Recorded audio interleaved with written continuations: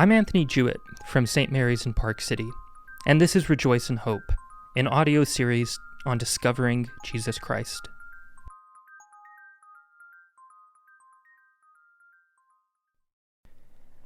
During World War I, Europe was thrust into a battle the likes of which had never been seen in human history before. With the amount of nations involved in fighting against each other, many people had lost hope, while others couldn't imagine humanity ever resorting to this type of violence again. At the same time, in the city of Fatima, in Portugal, 3 shepherd children reported that they had first seen an angel, before later reporting that they had seen a lady even more brilliant than the sun, who communicated messages of warning to them. Young children are known for having wild imaginations, and as a general rule, everything they claim should be taken with a grain of salt. On top of that, their homeland was in the midst of the greatest war and was dealing with domestic political issues. There was no time to care about fanciful things little children had to say. But the children were adamant. Despite opposition and derision from family, neighbors, even religious leaders, and especially political figures, the children stuck to their story.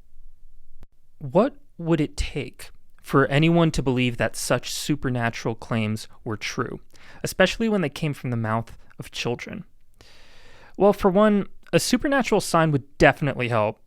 And fortunately for the children, that's exactly what happened. Just as the lady promised to them, and just as they in turn promised to those who were willing to listen, a miraculous sign was performed on October 13th, 1917. A crowd of tens, if not hundreds of thousands of people witnessed the sun dancing in the sky. The crowds were made up of believers and non-believers. Some people saw it, others didn't. Regardless, something happened. And shouldn't this be enough for people to start believing, or at least listening to what the children had to say? Well, no. You see, some so-called skeptics who claim to only accept plausible and rational explanations for things, they have a myriad of excuses as to why this miracle of the sun shouldn't be trusted. Essentially, their arguments all boil down to 2 things. They weren't there to vouch for the event actually taking place, and it was something supernatural. So, on principle, it shouldn't be trusted. This can be very frustrating for people of faith.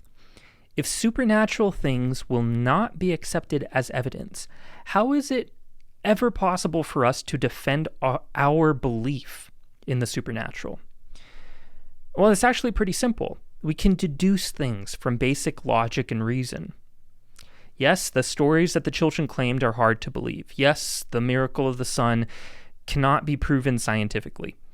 But there are other things that we can look at in this story that indicate to us that the children were telling the truth. In particular, there's one message given to the children by the lady that resonates deeply. She asked specifically for the consecration of Russia to her Immaculate Heart. She says, "If my requests are heeded, Russia will be converted and there will be peace. If not, she will spread her errors throughout the world, causing wars and persecutions of the Church. The Holy Father will consecrate Russia to me, and she will be converted, and a period of peace will be granted to the world." This is a crucial part of the children's claims. First, they were young, poor, and uneducated shepherd children. They had no idea who or what Russia was. In fact, one of the visionaries, Lucia, claimed that the 3 of them thought Russia was a girl who Mary was asking them to pray for. Also, the warning given to them in 1917 turned out to be true. Less than a month after the visions ended, the communist revolution began in Russia and brought about great destruction throughout the world for the rest of the century. These 2 points should indicate something to us.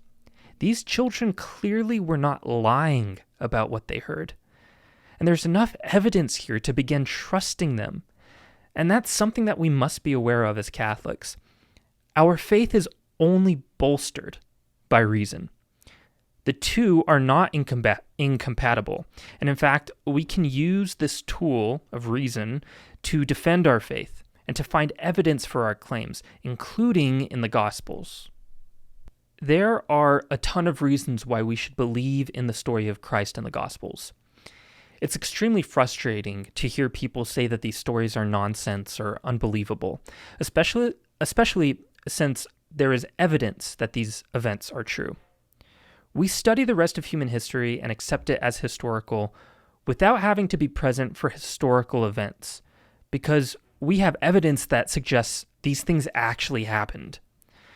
For whatever reason, many people don't treat the events of the Gospels in the same way. But we do have evidence. So if anyone asks you if there's any evidence for the historicity of the Gospels, point these things out. And just like everything else we study in history, it requires a bit of inference. But just like the messages to the children of Fatima, it makes way too much sense to be merely coincidental. First, and most importantly, most simply, people gladly went to their death in defense of what they claimed. To give up your life for what you know to be true is a powerful testimony. But we don't have to stop there. Not everything about the life of Jesus is known to us. Like any other historical figure, we're only familiar with those stories that can be attested to by others. The gospel writers could have invented an entire history of his life, but they didn't. In fact, most of his life is unaccounted for. But those stories, those sayings and teachings that were most important were memorized even while Christ was still alive, because the disciples knew they were going to be sent out to spread these messages. And in these stories, the disciples who shared these stories painted themselves in a terribly negative light. There are a few additional criteria that scholars will use to defend the historicity of the Gospels. First, there are many things that Jesus says and does that seem out of the ordinary in his time and place. If he says something or does something that doesn't make sense in a Jewish or Greco-Roman culture, we can assume that this was actually something he did, rather than an invention of other people who were living in that exact same culture.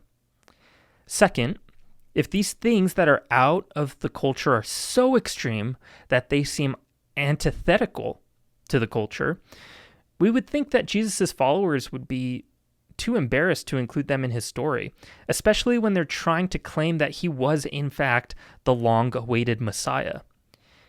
The early church would never invent facts that made their preaching about Jesus more difficult.